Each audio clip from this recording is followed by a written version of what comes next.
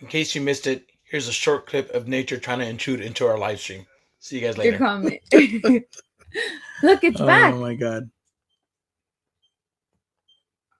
I hear it. It's a bird. I'm telling you. I do Watch, hear I'm it. gonna step back over there, open the door, and it's gonna leave. Bugging birds. Yeah. But you know what it is? We're kid here. What is it? Little chipmunks. Chipmunks. The little ones that live in the front yard. Yeah. It's The ground squirrels? The ground, yes, that's what they are. I think it's a squirrel, guys. I didn't know ground squirrels can chirp like that. I think it is because he was just when I looked out, and then when I went, hey, and look, you don't hear it anymore. Oh yeah. No, it's still there. Man. It is still there. I'm gonna go check on that. I'm gonna get the thing water. Oh my god. Are you sure it's not I'm gonna take a video. Hold on.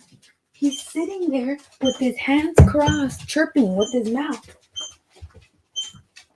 It's a squirrel. I don't know what happened to it. So I guess it's chilling out on our front porch right now, guys. That chirping ground squirrel? Oh, man.